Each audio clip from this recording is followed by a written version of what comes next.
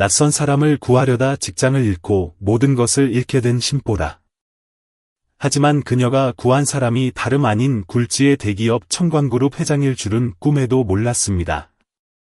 이 사건으로 그녀의 인생은 예상치 못한 방향으로 흘러가게 됩니다. 역경 속에서도 빛나는 인간애를 그린 이 감동적인 이야기는 팍팍한 한국 현대 사회를 살아가는 우리에게 진정한 친절과 사람의 가치에 대해 깊은 울림을 줄 것입니다. 작은 선행 하나가 어떻게 운명을 통째로 뒤바꾸는지 꼭 끝까지 지켜봐 주세요.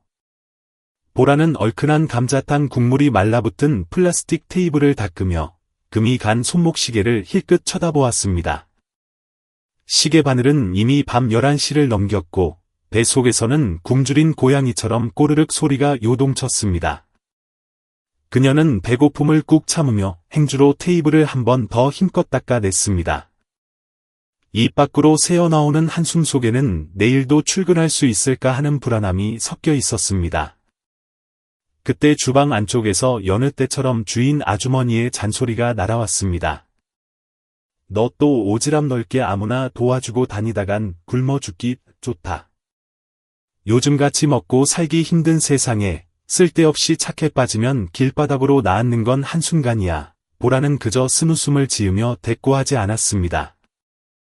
그런 타박에는 이미 이골이 났으니까요. 하지만 타인의 고통을 보고도 못 본 척 등을 돌릴 때 느껴지는 그 무게감을 모두가 이해하는 건 아니라고 생각했습니다. 그 마음의 짐은 3개월이나 밀린 고시원 월세보다 훨씬 더 무겁게 짓눌러 왔습니다. 그녀가 일하는 곳은 대전 서부공단 외곽에 위치한 작은 해장국집이었습니다. 가로등 불빛조차 희미한 이곳은 낮에는 공단 근로자들로 북적이지만 밤이 되면 소주잔을 기울이며 시름을 달래는 몇몇 손님뿐이었습니다. 오늘따라 부슬비가 내려 11월의 차가운 공기가 뼈속까지 시리게 파고들었습니다. 이곳에서 일한 지 거의 1년, 아무도 원치 않는 야간조는 대학 졸업장도, 가족도, 기댈 곳 하나 없는 보라 같은 사람들이나 매달리는 동아줄이었습니다. 밤 11시 30분, 보라는 조심스럽게 조퇴를 청했습니다. 매니저는 눈살을 찌푸리며 쏘아붙였습니다. 일찍 가면 시급 까이는 거 알지? 최저 시급 10,000원이야. 네, 알아요. 하지만 집에 급한 일이 생겨서요. 급한 일이 매주 2번씩이나 생기나? 이번 달 월급 나만 하질 않겠어. 보라는 죄송하다는 듯 고개를 숙이고 조용히 물러나왔습니다. 낡은 자전거는 페달을 밟을 때마다 삐걱거리는 소리를 냈고 흩날리는 빗방울에 머리카락이 이마에 달라붙었습니다. 얇은 패딩 점퍼로는 다가오는 초겨울의 한기를 막기에 역부족이었습니다. 큰 길로 이어지는 골목길에 들어서자 무릉덩이 옆에 길게 드리워진 그림자가 보였습니다. 보라는 자전거를 멈췄습니다. 흰 셔츠가 흠뻑 젖은 채 쓰러져 있는 노신사였습니다. 순간 머릿속에 오만 가지 생각이 스쳤습니다. 혹시 보이스피싱이나 자해 공갈 같은 사기면 어쩌지? 당장 방세랑 밥값도 빠듯한데 무슨 일이라도 생기면 누가 날 책임져 주나? 하지만 남자는 의식을 잃은 채 거친 숨을 몰아쉬고 있었고 이마는 식은땀으로 흥건했습니다. 지나가는 차들은 누구도 멈추지 않았습니다. 보라는 결국 헬멧을 벗고 다가가 망설임 끝에 입고 있던 얇은 우비를 벗어 노인에게 덮어주었습니다. 아저씨, 제 말 들리세요? 어깨를 흔들어봐도 반응이 없자 보라는 급히 큰 길로 나가 서행하던 택시를 잡았습니다. 기사님, 부탁드려요. 쓰러진 분이 계신데 병원 좀 급히 가주세요. 기사님은 혀를 차며 말했습니다. 이 밤중에 비까지 맞은 사람을 태우면 곤란한데. 아무 일 없을 거예요. 길에서 쓰러지신 것 같아요. 보라의 간절한 눈빛을 본 기사님은 결국 고개를 끄덕였습니다. 두 사람은 노인을 부축해 차에 태웠고 보라는 뒷좌석에서 노인이 쓰러지지 않게 꼭 붙잡았습니다. 충남대학교 병원에 도착했을 땐 빗줄기가 굵어져 있었습니다. 응급실 간호사가 다급히 물었습니다. 보호자분 되세요? 보호자가 없으면 입원 수속이 복잡해질 수 있어요. 간호사님, 숨소리가 너무 약해요. 길에 오래 쓰러져 계셨던 것 같은데 일단 입원 좀 시켜주세요. 병원 측에서는 응급진료비 보증금으로 약 30만 원을 먼저 납부해야 한다고 했습니다. 보라는 멍하니 서 있다가 주머니를 뒤적였습니다. 전 재산인 31만 5천 원, 내일 낼 곳이 원 방세였습니다. 손에 땀이 쥐어지고 마음이 복잡했지만 차마 사람을 죽게 둘 수 없었습니다. 보라는 결국 떨리는 손으로 돈을 건네고 책임 서약서에 서명했습니다. 잃을 수도, 오해를 받을 수도 있는 무모한 짓이라는 걸 알았지만 어쩔 수 없었습니다. 접수대 위로 사각거리는 펜 소리가 정적을 깼습니다. 간호사가 보라를 빤히 보며 물었습니다. 환자분 자녀분이세요? 보라는 시선을 떨구며 기어 들어가는 목소리로 답했습니다. 아니요, 가족은 아니지만 가족 같은 분이에요. 복도에서 이 광경을 지켜보던 택시 기사는 말없이 고개를 저으며 그녀의 선행에 감탄했습니다. 그는 깊은 눈으로 비 내리는 밤하늘을 올려다보았습니다. 다음 날 아침, 여전히 부슬비가 내리고 습한 공기가 감도는 가운데 보라는 공단 앞에 도착했습니다. 낡은 천 가방을 꼭 쥐고 퀭한 눈으로 서 있었죠. 밤새 병원을 지키느라 한숨도 못 잤기 때문입니다. 공장 지붕 아래 서서 출근하는 사람들을 바라보는 그녀의 마음은 마치 꿈에서 덜 깬 듯 몽롱했습니다. 작업 시작을 알리는 사이렌 소리가 평온을 깨뜨리자 보라는 서둘러 자전거 페달을 밟았습니다. 어젯밤 비를 맞은 앞바퀴는 여전히 삐걱거렸고 전자 출결 시스템에는 지각이라는 붉은 글씨가 선명하게 찍혔습니다. 태양 섬유의 구내식당은 전쟁터나 다름없었습니다. 좁은 공간, 창백한 형광등 불빛, 기름 냄새와 신김치 냄새가 뒤섞여 숨이 막힐 듯했습니다.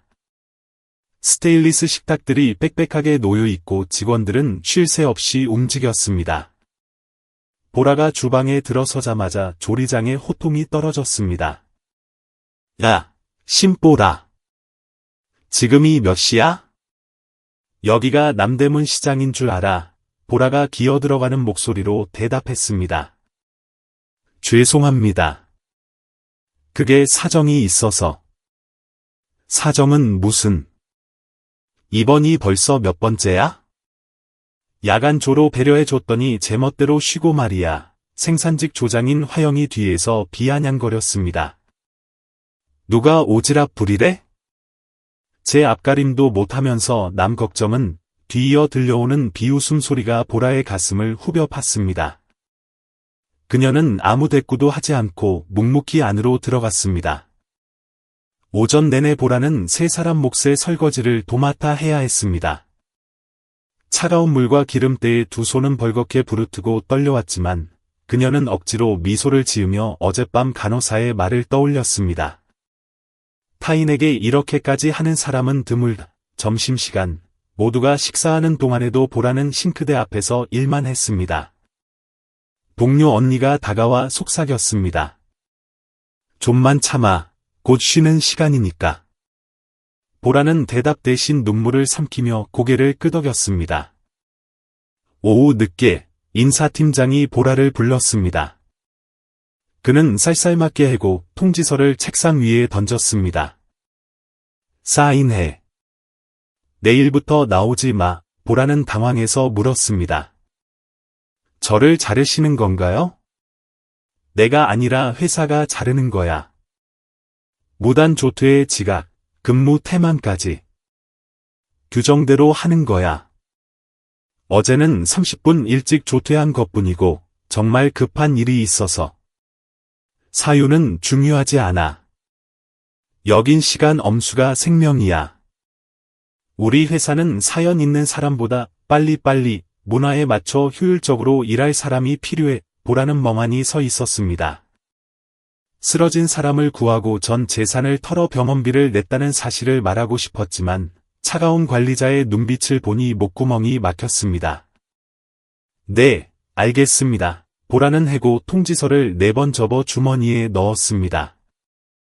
손은 말라리아 환자처럼 떨리고 있었습니다. 밖에는 다시 부슬비가 내리고 있었습니다. 보라는 사물함에서 작업복 몇 벌과 낡은 슬리퍼, 가계부, 그리고 먹지 못한 도시락을 챙겨 나왔습니다. 낡은 천 가방 하나에 모든 짐이 들어갔습니다.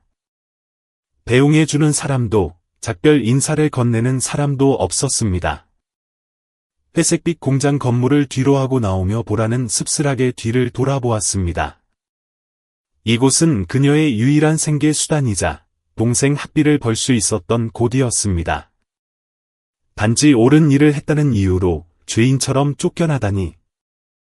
골목 어기처마 밑에서 보라는 휴대전화를 꺼냈습니다. 동생에게서 온 카카오톡 메시지가 보였습니다. 누나 난 괜찮아. 수능 공부 열심히 할게. 빗방울이 바닥에 툭툭 떨어졌습니다. 보라는 하늘을 올려다보았습니다. 차가운 바람이 불어와 세상에 홀로 남겨진 듯한 외로움을 더했지만 그녀의 눈에는 눈물 대신 먼 곳을 응시하는 공허함만이 담겨 있었습니다. 내가 한 일이 맞는데 왜 이런 꼴을 당해야 하나. 이른 저녁, 보라는 죽 한 그릇을 들고 병실 문 앞에 섰습니다. 망설이던 그녀는 깊은 숨을 내쉬고 안으로 들어갔습니다. 작은 병실 안은 소독약 냄새가 감돌았고 며칠 전 그녀가 구한 노신사는 여전히 하얀 시트를 덮고 누워 있었습니다. 면도가 말끔히 된 얼굴은 처음보다 혈색이 좋아 보였습니다. 심장 박동 모니터 소리만이 규칙적으로 울려 퍼지며 생명의 끈을 이어가고 있었습니다. 보라는 침대 옆간이 의자에 앉아 죽을 올려놓았습니다. 그가 듣고 있는지는 알 수 없었지만 그녀는 매일같이 습관처럼 찾아왔습니다. 할아버지, 안녕하세요. 오늘 비가 일찍 오네요. 편의점 두유가 너무 비싸서 그냥 누룽지 끓여왔어요.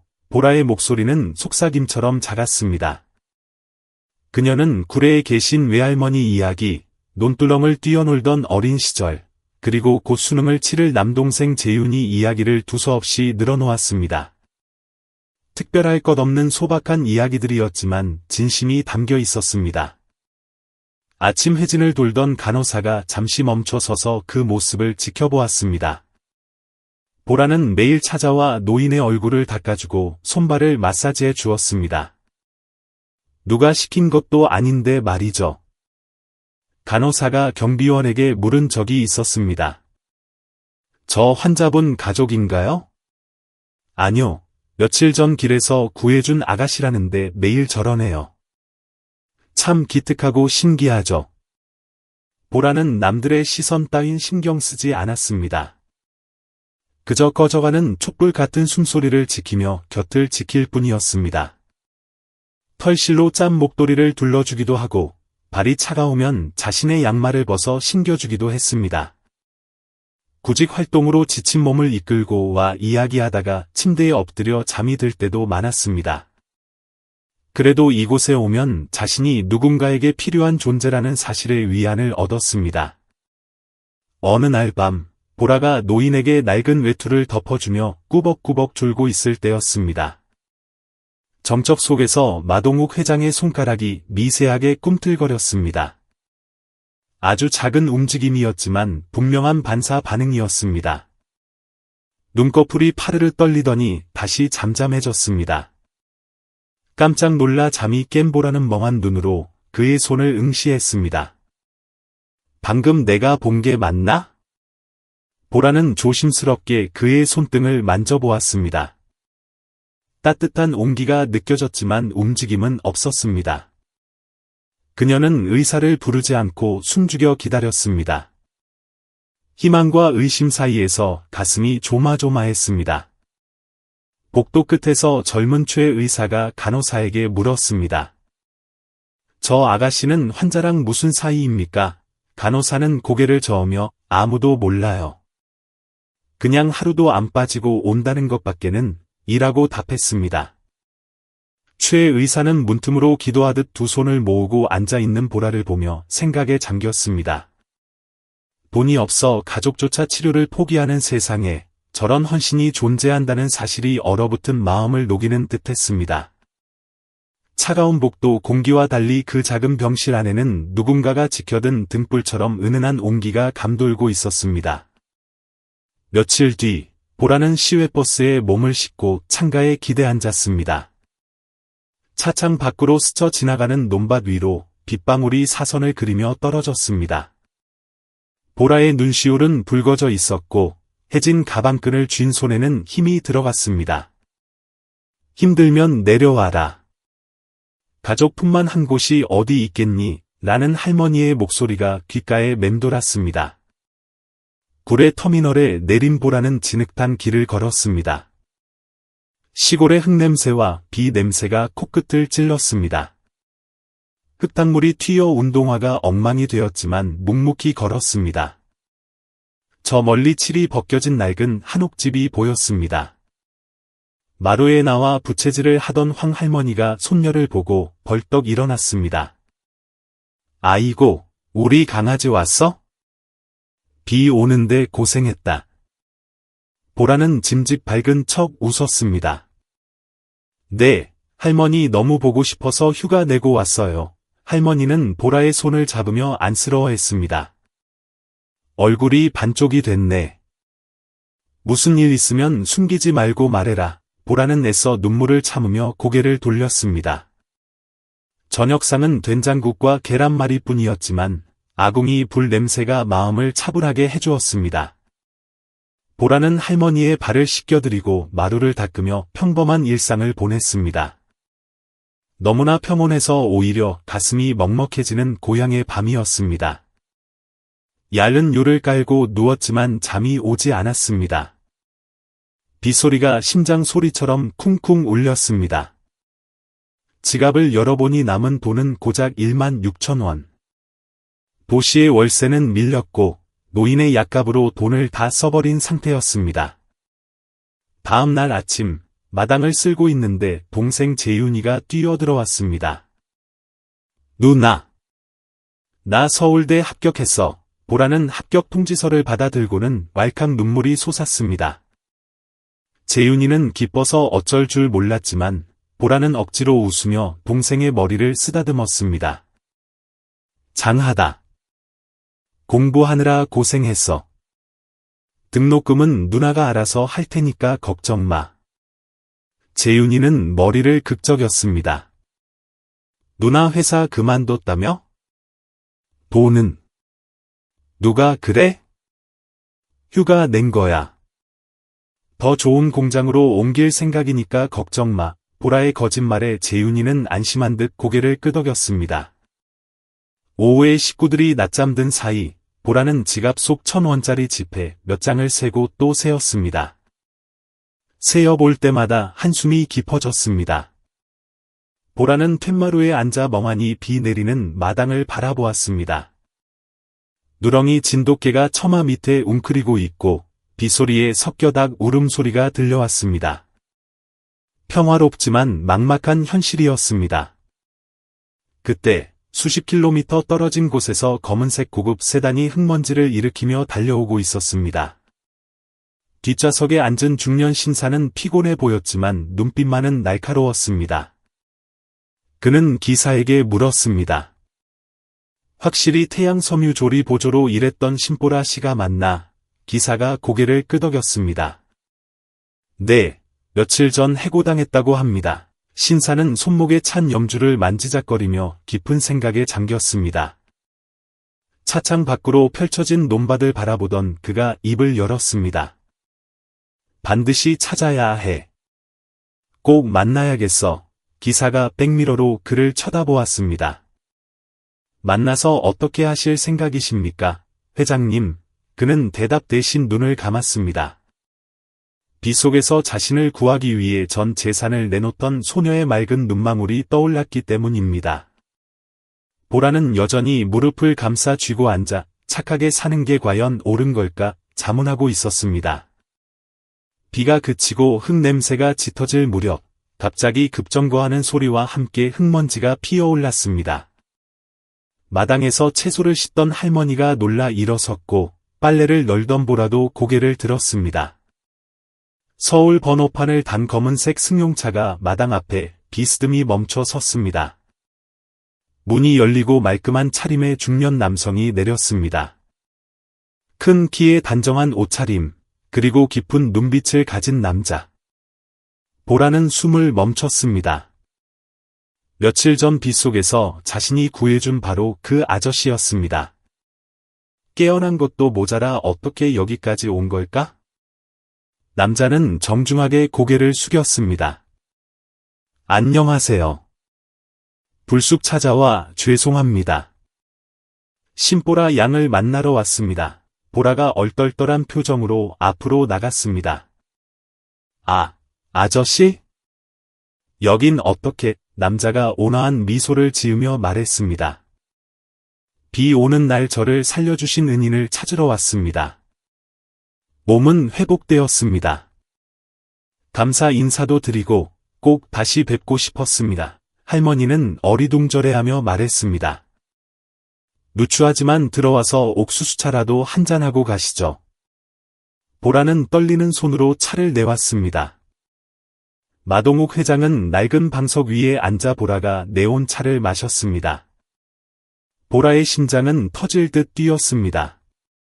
점심 식사로 차린 밥상은 멸치볶음과 김, 된장국뿐인 소박한 것이었지만 그는 불평 한마디 없이 맛있게 비웠습니다. 제가 먹어본 어떤 고급 요리보다 맛있군요. 그의 겸손한 태도에 보라는 더욱 혼란스러웠습니다. 식사가 끝나자 그는 보라를 바라보며 진지하게 말했습니다. 의식이 돌아온 후 간호사에게 모든 이야기를 들었습니다.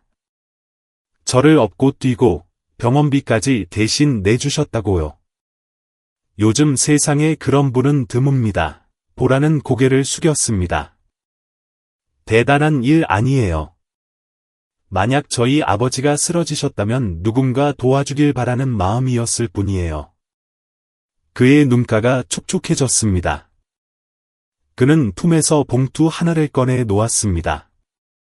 제 목숨값입니다. 거절하지 말아 주십시오. 그리고 자리에서 일어났습니다. 다시 뵙기를 희망합니다. 그가 남긴 것은 돈 봉투가 아니라 명함 한 장이었습니다. 차가 떠나고 난 뒤 보라는 명함을 확인하고 그만 주저앉고 말았습니다. 청광그룹 회장 마동욱. 그제야 할머니가 호들갑을 떨며 들어왔습니다. 예, 아까 그 양반이 가면서 너를 꼭 다시 보고 싶다더구나. 널 아주 귀하게 생각하는 것 같더라. 보라는 대답도 못한 채 명함만 뚫어지게 쳐다보았습니다. 멸치볶음에 밥을 먹고 간 소탈한 아저씨가 재벌 회장이라니. 이것이 벼랑 끝에 몰린 자신의 인생을 바꿀 기회일까?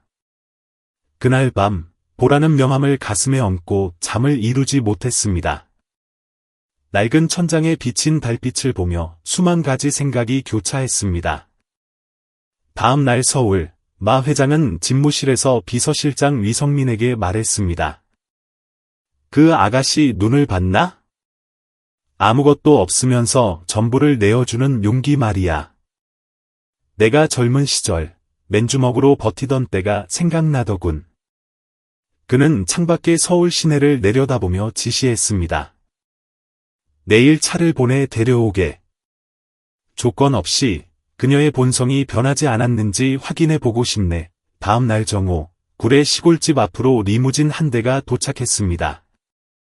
기사가 정중하게 말했습니다. 회장님의 지시로 모시러 왔습니다. 서울까지 편안하게 모시겠습니다.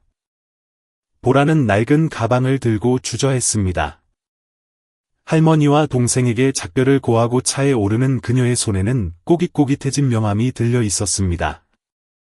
차창 밖으로 멀어지는 고향의 풍경을 바라보며 보라는 알 수 없는 미래에 대한 불안과 기대감으로 가슴을 졸였습니다.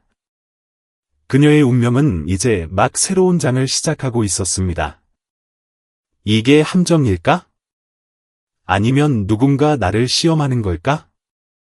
하지만 그녀는 명함을 꽉 쥐고 눈을 질끈 감았다. 마음속으로 다짐했다. 무슨 일이 있어도 변하지 말자고, 만약 착한 마음마저 잃어버리면 내게 남는 건 아무것도 없으니까. 작은 버스가 서울 강남 한복판 으리으리한 유리 빌딩 정문 앞에 멈춰 섰다. 보라는 유리벽에 반사되는 강렬한 햇살에 눈을 찡그렸다. 눈이 부실 정도로 밝았고 고급 승용차들이 줄지어 지나갔다. 예전에 자기가 타던 낡은 자전거 따위는 찾아볼 수조차 없었다. 천 가방끈을 꽉 쥔 채 보라는 묘한 소외감을 느끼며 차에서 내렸다. 설레면서도 두려웠다. 난생 처음 밟아보는 강남의 번화가였다. 입구에는 회색 셔츠를 입은 훤칠한 남자가 기다리고 있었다. 그가 가볍게 웃으며 다가왔다. 안녕하세요, 보라 씨. 마 회장님 수행비서 위성민입니다. 안으로 드시죠. 회장님 뵙기 전에 몇 가지 안내해 드리겠습니다. 보라는 기어들어가는 목소리로 감사 인사를 하며 쭈뼛거렸다. 그를 따라 들어선 로비는 시원한 에어컨 바람과 은은한 향수 냄새가 섞여 있었다. 높은 천장, 새하얀 조명, 말끔한 정장을 입은 직원들, 그리고 거울처럼 반짝이는 대리석 바닥 위로 또각거리는 구두 소리들이 울려 퍼졌다. 모든 것이 보라에게는 마치 다른 세상에 잘못 들어온 것만 같은 기분을 느끼게 했다. 위 비서는 그녀에게 옅은 회색 유니폼과 심플한 캡 모자를 건넸다. 일단 회장님께서는 청소 업무부터 해보길 원하십니다. 부담 갖지 말고 편하게 하세요. 모든 건 자원에서 하는 일이고 누구에게나 시작은 있는 법이니까요. 보라는 고개를 끄덕이며 옷을 받아들고 가볍게 목례를 한 뒤 탈의실로 들어갔다. 옷을 갈아입고 나오자 그녀는 사람들의 시선을 피해 고개를 숙인 채 복도를 빠르게 걸었다. 지나가던 직원 몇 명이 표준 서울말을 쓰며 수근거렸다. 누구야? 청소부 같은데. 회장님 지인이라던데 무슨 사이래? 그냥 봉사활동 하다가 불쌍해서 데려온 거겠지. 보라는 그 말들을 또렷이 들었지만 아무 말도 하지 않았다. 자신의 처지를 알기에 대꾸해봤자 더 주목받을 뿐이라는 걸 잘 알고 있었다. 위 비서는 그녀를 3층 인사팀 구역으로 안내했고 그곳에서 대걸레와 근무 편성표를 받았다. 표를 건넨 건 김 비서였다. 그녀는 보라와 눈도 마주치지 않은 채 사무적인 어조로 말했다. 1층 로비, 5층 복도, 그리고 A구역 화장실입니다. 시간 맞춰 깨끗이 하시고 회의실이나 임원실에는 함부로 들어가지 마세요. 알겠습니까? 보라는 고개를 끄덕였다. 그녀는 청소 도구를 챙겨 돌아섰다. 적어도 일할 곳이 생겼다는 사실에 안도했다. 5층 복도는 프로젝트 관리팀과 투자 기획팀이 있는 곳이었다. 화분 하나까지도 흐트러짐 없이 정돈된 고요한 공간이었다. 보라는 묵묵히 바닥 타일을 닦았다. 손은 바쁘게 움직였지만 머릿속엔 집을 떠나올 때 할머니가 해주신 말씀이 맴돌았다. 착하게 살면 복이 온다. 하지만 얘야, 세상엔 착한 빚을 갚지 않는 사람도 많단다. 바로 그때 회의실 문이 살짝 열리며 새어나온 소리에 보라는 얼어붙듯 멈춰 섰다. 대전 외곽의 신규 공장 설립건은 태양 직무를 대체하기 위한 것으로 기존 인력 300명에 대한 해고가 예상됩니다. 보라는 멍하니 서 있었다. 태양, 그 이름이 날카로운 칼날처럼 가슴을 후벼 팠다. 그곳은 그녀가 2년 가까이 몸담았던 곳이자 사람을 구하려다 해고당한 바로 그 회사였다.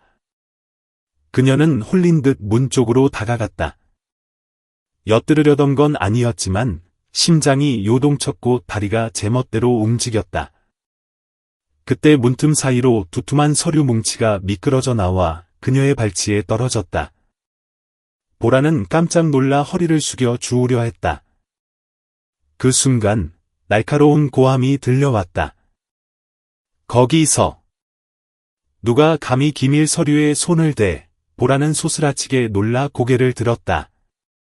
검은 정장을 입은 남자, 명찰에 영업본부장 도진호라고 적힌 그가 차가운 표정으로 그녀 앞에 서 있었다. 당신 뭐야? 여기서 뭐 하는 거야? 그가 더 거칠게 물었다. 저는 그냥 바닥을 닦다가 서류가 떨어져서. 여기서 청소를 해? 누가 배정했지? 누가 당신한테 2층에 올라오라고 했어? 보라는 당황해서 고개를 숙였다. 근무표대로 한 것뿐이에요. 고의가 아니었습니다. 다음부턴 변명하지 마. 여긴 기밀회의 구역이야. 외부인은 출입 금지라고. 만약 서류를 잃어버리거나 유출되면 누가 책임질 거지? 첫날부터 잘리고 싶어. 보라는 손이 떨려 말도 제대로 나오지 않았다. 다른 직원들도 방에서 나와 그녀를 쳐다봤다. 그들의 눈빛엔 호기심과 혐오가 섞여 있었다. 수많은 시선이 모처럼 박히는 것 같다. 죄송합니다. 보라는 그 말만 남긴 채 90도로 허리 굽혀 인사하고 서둘러 양동이를 챙겨 도망치듯 빠져나왔다. 휴게실에 돌아온 보라는 플라스틱 의자에 주저앉았다. 손은 여전히 떨리고 있었다. 작은 행동 하나 때문에 그토록 심한 모욕을 당할 줄은 몰랐다. 억울해서라기보다 태양이라는 이름이 아물지 않은 상처를 건드렸기 때문에 가슴이 아팠다. 그들은 정말로 옛 회사를 없애버리려 하고 있었다. 마치 그곳을 위해 목숨 걸고 일했던 수백 명의 과거까지 지워버리려는 듯했다. 그리고 지금 그곳에서 쫓겨난 자신이 태양 직무를 집어삼키려는 회사에서 바닥을 닦고 있다니. 그녀는 멍하니 근무표를 내려다보았다. 심보라, 임시 채용. 그 짧은 단어 속에 지금 그녀 인생의 위태로움이 고스란히 담겨 있었다. 밤이 되자 보라는 회사가 마련해준 비좁은 고시원 방으로 돌아왔다. 팔을 베고 누워 생각에 잠겼다. 난 지금 어디에 있는 걸까? 이게 기회일까? 아니면 사람을 시험하는 잔인한 장난일까? 답은 알 수 없었다. 하지만 주머니 속에는 마 회장의 명함이 여전히 들어 있었다. 아직 그 의미를 다 이해할 수 없는 일종의 신분증처럼. 손에 쥐어진 경위서는 이미 꼬깃꼬깃해져 있었다. 휴게실을 나온 뒤로 줄곧 꽉 쥐고 있었기 때문이다. 오늘 아침까지만 해도 내부 회의실로 쓰이던 인사팀 문 앞에 선 보라는 깊게 숨을 들이마셨다가 천천히 내뱉었다. 어제 들었던 폭언이 머릿속에서 계속 맴돌았다. 너 같은 촌티 나는 여자가 얼씬거릴 곳이 아니야. 무시는 처음이 아니었지만 그 화려하고 차가운 공간에서 모두가 보는 앞에서 당한 모욕은 뺨을 얻어맞은 듯 아팠다. 벨소리가 울리고 문이 열리자 직원이 들어오라고 손짓했다. 방 안에는 이미 몇 사람이 앉아 있었다. 행정실 김 비서가 팔짱을 낀 채 끝자리에 앉아 있었고 그 옆에는 어제 소리를 질렀던 도진호 영업본부장이 있었다. 그 외에도 관련 부서의 팀장들과 비서들이 보였다. 모든 시선이 그녀에게 쏠렸다. 차갑고 탐색하고 심지어 경멸 섞인 동정심까지 느껴졌다. 보라는 회의 테이블 앞에 서서 두 손으로 경위서를 내밀며 고개를 숙였다. 저 경위서 제출합니다. 아무도 말이 없었다. 도 본부장이 종이를 넘겨보더니 눈살을 찌푸렸다. 기밀 서류에 접근할 의도가 없었다고 썼군. 그런데 왜 점심시간에 5층에 있었지? 보라가 기어들어가는 목소리로 답했다. 청소구역으로 배정받았습니다. 문틈으로 서류가 미끄러져 나오는 걸 보고 주우려던 것뿐이에요. 아무것도 보지 못했습니다. 못 본 건가? 아니면 볼 틈이 없었던 건가? 날선 질문에 공기가 얼어붙는 듯했다. 보라는 입술을 깨물었다. 당장이라도 사과하고 그만두고 싶었다. 이걸로 끝이다. 아는 사람도 없고 마 회장님께 폐를 끼치고 싶지도 않았다. 아마 난 이곳에 어울리지 않는 사람일지도 모른다. 처음부터 이 모든 게 착각이었을지도. 죄송합니다. 회사에서 제가 부적합하다고 판단하신다면 그만두겠습니다. 누구에게도 곤란을 드리고 싶지 않아요. 그때 복도에서 구두 소리가 들리더니 문이 벌컥 열렸다. 사람들이 동시에 고개를 들었다. 마 회장이었다. 그가 올 거라고는, 그것도 이 타이밍에 나타날 거라고는 아무도 예상하지 못했다.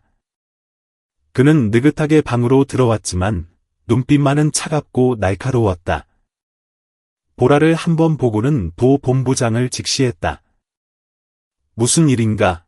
도 본부장이 자리에서 일어나며 목소리를 부드럽게 바꿨다. 아, 작은 소란이 있었습니다.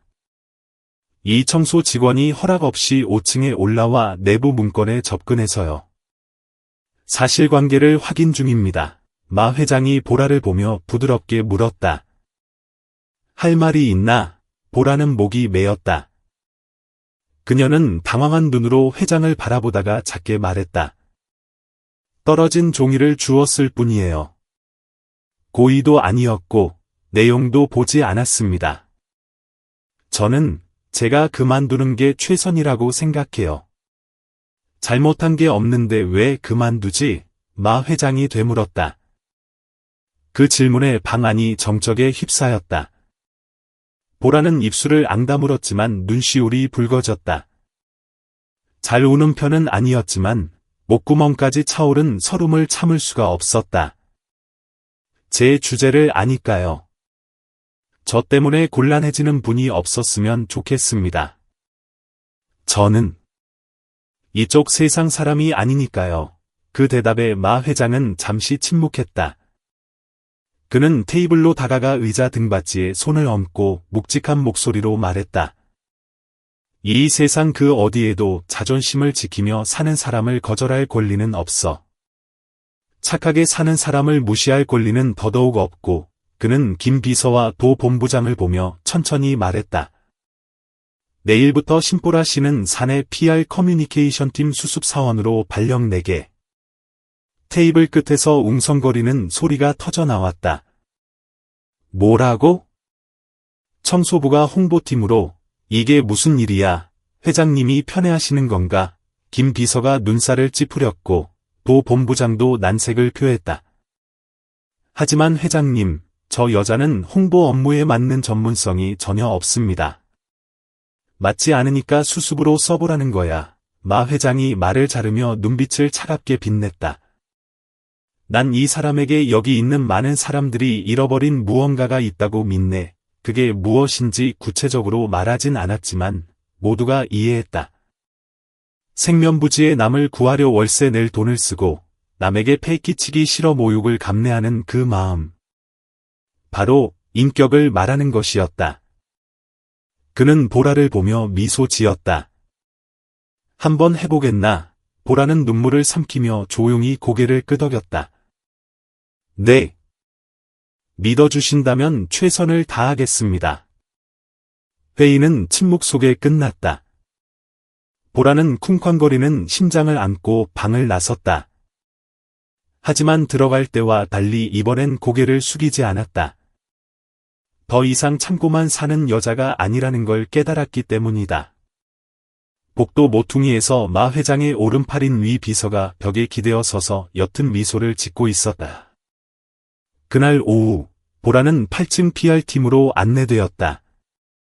그동안 청소했던 곳들과 달리 이곳은 햇살이 가득하고 파티션이 없는 책상과 곳곳에 놓인 식물들로 활기가 넘쳤다.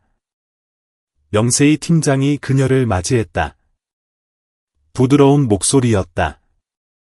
서두를 필요 없어요. 며칠은 그냥 지켜보다가 일을 시작해도 돼요. 여기선 누가 더 중요하고 덜 중요한 건 없어요. 진심으로 대하고 배우려는 자세만 있으면 돼요. 보라는 고개를 끄덕였다. 가슴속에서 고마움과 낯설음이 뒤섞인 묘한 감정이 피어올랐다. 마치 새학기 첫날 교실에 들어서는 듯한 긴장감이었다. 창밖은 화창했고 보라의 마음속에도 이미 꺼진 줄 알았던 믿음의 불씨가 다시 작게 타오르기 시작했다. 말도 안 된다고 생각했던 일들이 현실이 되어가고 있었다. 보라는 PR팀 구석 자리에 앉아 떨리는 손으로 마우스를 잡았다. 밝은 원목 책상, 커다란 모니터, 푹신한 회전의자, 그리고 낮게 깔리는 에어컨 소리까지 모든 게 낯설었다. 이곳에 누구도 그녀를 청소부로 보지 않았다. 하지만 바로 그 점이 그녀를 더 긴장하게 만들었다. 난생 처음 진짜 회사원처럼 앉아 일하게 된 것이다. 그녀는 할머니의 말씀을 떠올리며 평정심을 찾으려 애썼다. 공부도 잘했던 내가 수능도 포기해야 했다니. 하지만 하늘은 착한 사람을 버리지 않는단다. PR 사무실은 밝았고 모두가 자기 책상을 가지고 있었다. 젊은 직원들은 슬라이드를 수정하거나 기사를 작성하느라 바빴다. 보라는 조심스럽게 숨을 내쉬었다. 방해가 되고 싶지 않았다. 아직 상황 파악도 덜 됐는데 한 젊은 여직원이 밝게 웃으며 다가왔다. 안녕하세요. 저는 한율이라고 해요. 같은 PR팀이에요. 보라 씨 맞죠? 보라는 어색하게 고개를 끄덕였다. 걱정 마세요. 첫날엔 다들 그래요. 제가 대충 알려드릴게요. 모르는 거 있으면 언제든 물어보세요. 그 미소에 보라의 긴장이 조금 풀렸다. 그녀는 유리의 설명을 꼼꼼히 듣고 메모했다. 사내 인트라넷 로그인 방법부터 폴더명 규칙 같은 사소한 것까지 하나하나 적었다. 유리는 재차 물어보는 보라를 귀찮아하지 않고 차근차근 알려주었다. 잠시 후 명 팀장이 보라를 소회의실로 불렀다. 30대 중반의 명 팀장은 눈매가 날카로웠지만 말투는 명확했다. 이거예요. 짧은 기사를 하나 써봐요. 주제는 남부 친환경 공장 프로젝트 착공이에요. 사내용이고 분량은 한글 800자 정도. 오늘 안으로 완성해 볼래요? 너무 부담 갖지는 말고. 중요한 건 감정과 이해도예요. 보라는 마른 침을 삼켰다. 이런 글은 써본 적이 없었다. 하지만 글쓰기 자체가 낯설지는 않았다. 학창 시절 도대회에서 상을 받을 정도로 글재주가 있었다. 가난 때문에 대학을 포기하고 할머니와 동생을 부양하느라 잊고 살았을 뿐이다. 공부 잘해서 뭐 하나라는 자조 섞인 생각으로 묻어두었던 재능이 예상치 못한 순간에 다시 찾아왔다. 그녀는 워드 프로세서를 열고 떨리지만 힘있게 첫 문장을 써 내려갔다. 보라는 화려한 미사여구는 몰랐지만 노동자들의 마음은 누구보다 잘 알았다. 고향의 환경을 지키는 친환경 공장이 얼마나 중요한지도 알았다. 그녀는 자신이 직접 보고 겪은 것들을 담아 썼다. 달동네의 검은 개천, 낡은 공단에서 풍기던 악취, 그리고 학교가 구청 문화센터처럼 깨끗했으면 좋겠다던 남동생의 꿈까지. 한 글자 한 글자 느리지만 끊김없이 채워졌다. 인터넷을 검색하고 유리에게 전문 용어를 물어보며 문장을 3번이나 다듬은 뒤 제출했다. 오후에 명 팀장이 그녀를 불렀다. 글이 생각보다 좋은데요. 보라는 눈을 동그랗게 떴다. 정말인가요? 네, 정말이에요. 문체는 투박하지만 진심이 느껴져요. 읽는 사람의 마음을 건드리는 힘이 있네요. 사내 편집부에 추천해서 이번 주 뉴스레터 메인에 실을 수도 있겠어요. 보라는 얼떨떨했다. 한여름의 산들바람처럼 시원한 기쁨이 스치고 지나갔다. 3일 뒤 PR팀 전체가 술렁거렸다. 이거 누구 글이야? 메인에 걸린 거. 시골 이기부터 친환경 프로젝트까지 연결이 기가 막히네. 담백하면서도 깊이가 있어. 새로 온 신보라 씨 글 같은데? 아, 기밀 서류건으로 오해받았던 그분, 사무실 공기가 달라졌다. 경계하던 눈빛들이 호기심으로, 이내 인정의 끄덕임으로 바뀌었다. 유리가 웃으며 보라의 어깨를 툭 쳤다. 대단해요. 칭찬받았네요. 보라는 입술을 깨물며 웃었다. 처음으로 두렵지도 부끄럽지도 않았다. 태어나서 처음으로 누군가 내 이야기를 진지하게 들어준다는 느낌을 받았다. 그날 점심, 회사 구내식당 한 구석에서 임원 몇 명이 식사를 하고 있었다. 한 사람이 조용히 물었다. 저 신보라라는 직원, 태양 직물에서 해고당했던 사람 아닌가? 다른 사람이 대답했다. 그렇다더군. 근데 마 회장님이 아주 아끼신데. 혹시 친척인가? 아니야, 네 비서한테 들었는데 회장님한테 헌혈해서 살려준 은인이래. 회장님이 꼼짝 못할 만하군. 소문은 퍼져나갔지만 예전처럼 날카롭지는 않았다. 사람들은 이제 보라를 의구심보다는 존경심 섞인 눈으로 바라보았다. 퇴근 시간, 모두가 떠난 사무실에 보라 혼자 남았다. 모니터에는 그녀의 기사가 띄워져 있었다. 글, PR팀 신보라. 기사 하단에는 타 부서 직원들의 긍정적인 댓글이 줄을 이었다. 그녀는 의자에 등을 기대고 먼 곳을 바라보았다. 빗속에서 해고 통보를 받고 짐을 챙겨 나오던 날이 떠올랐다. 울지도 못하고 치욕스러웠던 그날. 하지만 오늘은 평온하게 미소 지을 수 있었다. 칭찬을 받아서가 아니라 드디어 내 힘으로 온전히 서 있다는 느낌 때문이었다. 하지만 그날 오후 9층 청광그룹 임원 회의실 분위기는 폭풍 전야처럼 무거웠다. 명 팀장의 손에는 익명의 투서가 들려 있었다. 첫 줄부터 굵은 글씨로 적혀 있었다. PR팀 신입 사원 신보라, 태양 직물에 금전적 손해를 입힌 전력 있음. 윤리 및 규율 위반자를 채용해도 되는가? 보낸 사람의 이름은 없었지만 문장마다 악의가 가득했다. 명 팀장은 미간을 찌푸렸다. 입사한 지 몇 주밖에 안 된 이 여자가 벌써부터 큰 파장을 일으키고 있었다. 의도치 않게 거대한 암투의 중심에 서게 된 것이다. 1시간도 안 되어 긴급 내부 회의가 소집됐다.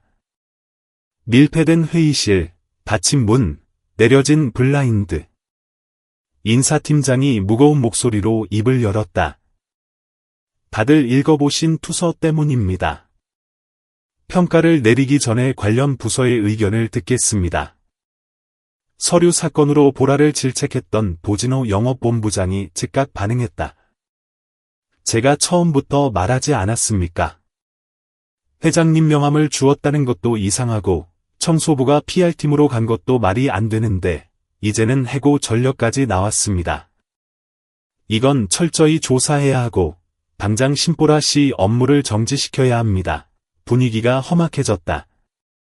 명 팀장이 차분하지만 단호하게 반박했다. 출신이 어디인지는 관심 없습니다. 하지만 현재 보라 씨의 능력과 태도는 웬만한 고년차 직원보다 낫습니다. 배우려는 열정도 있고 홍보 감각도 뛰어나요. 불확실한 과거 때문에 현재를 부정할 순 없습니다. 설령 그게 사실이라 해도 말이죠.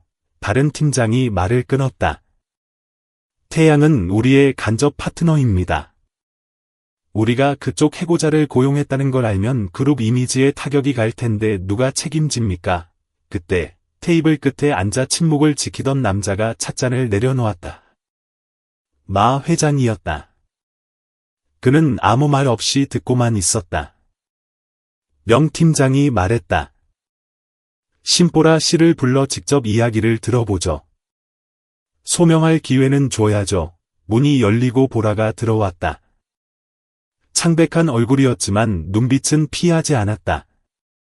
꾸벅 인사한 뒤 똑바로 서서 두 주먹을 꽉 쥐었다. 제가 이 자리에 어울리지 않는다는 거 압니다. 해고당한 것도 맞습니다. 하지만 제가 부정을 저지르거나 회사에 손해를 끼쳐서가 아닙니다. 좌중이 숨을 죽였다. 그날 그녀가 울먹였다. 회사 정문 앞에서 교통사고가 났습니다. 다들 당황해하고만 있는데 저는 앞뒤 재지 않고 뛰쳐나가 그분을 차도에서 끌어내 병원으로 옮겼습니다. 회사로 돌아오니 무단 이탈 처리가 되어 있었고 이틀 뒤 해고 통지를 받았습니다. 해명할 기회도 없었고 아무도 이유를 묻지 않았어요. 그런데 왜 항변하지 않았습니까? 누군가 물었다. 저는 임시직 노동자니까요. 저 같은 사람이 따져봤자 더 시끄러워질 뿐이라고 생각했습니다.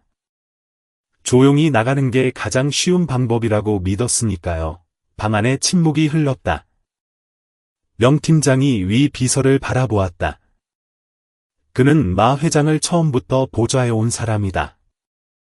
그가 고개를 끄덕이며 빔 프로젝터를 켰다. 병원과 태양직물보안팀의 협조로 확보한 그날의 CCTV 영상입니다. 화면에는 폭우가 쏟아지는 회사 정문이 나타났다. 오토바이에 치인 남자가 도로에 쓰러져 머리에서 피를 흘리고 있었다.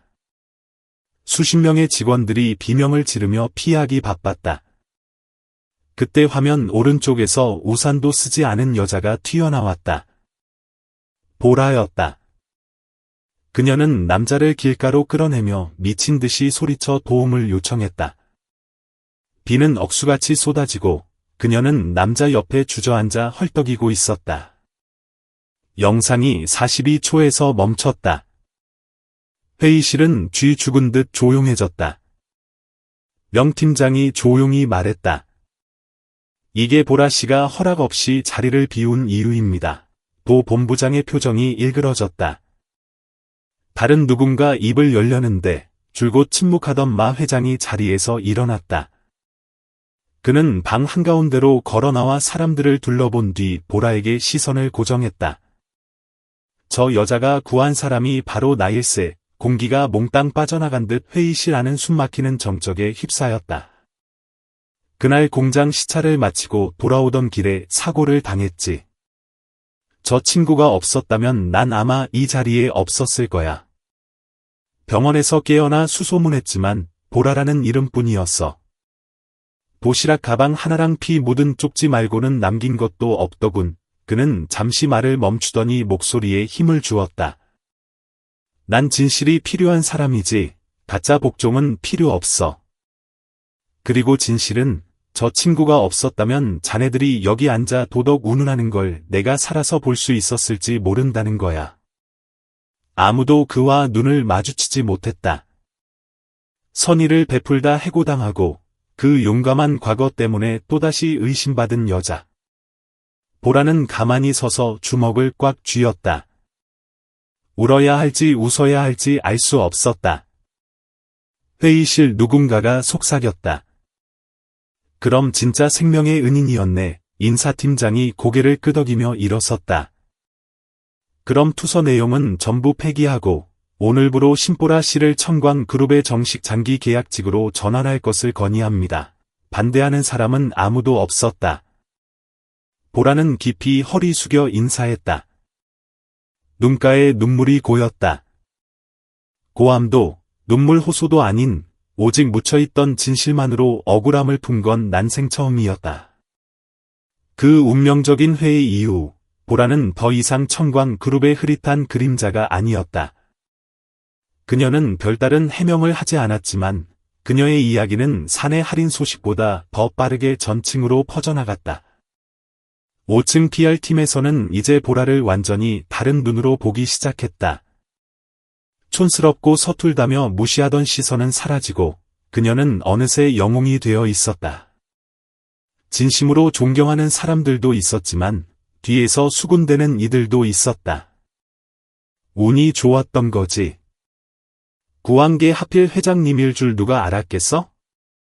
CCTV에 찍힌 것도 그렇고 너무 드라마 같잖아. 짜고 치는 거 아냐. 하지만 보라는 반응하지 않았다. 빛 속으로 걸어나온 순간부터 자신을 다시 어둠으로 끌어내리려는 그림자가 늘 따라다닐 거라는 걸 알고 있었다. 대가를 바란 건 아니지만 이 사회는 양심을 지키는 사람을 필요로 한다. 마 회장의 그 말은 보라의 마음속에 작은 촛불처럼 남아 되살아난 믿음을 따뜻하게 비춰주었다. 주말이 되자 명 팀장이 보라를 불렀다. 올해 창립기념일 영상에서 보라 씨가 스피치를 좀 해줬으면 해요. 보라는 깜짝 놀랐다. 입사한 지 3달도 안 됐는데요. 그러니까 더더욱 해야죠. 고인물이 아니라 벼랑 끝까지 갔다가 진실 하나 믿고 돌아온 사람을 대변해줘요. 보라는 침묵했다. 거절할 수 없다는 걸 알았다. 그날부터 구상을 시작했다. 딱딱한 연설 대신 처음 회사 화장실에 들어갔을 때의 이야기를 하기로 했다. 반짝이는 거울과 레몬 향기 나는 바닥을 보며 남들의 발밑을 닦던 지난날이 떠올라 가슴이 먹먹했던 순간. 보이지 않는 곳에서 누군가는 다른 사람들이 편하게 지나갈 수 있도록 묵묵히 일하고 있습니다. 이 첫마디라면 투명 인간처럼 느껴봤던 사람들의 마음을 움직일 수 있을 거라 믿었다. 보라는 영상 편집도 직접 배웠다.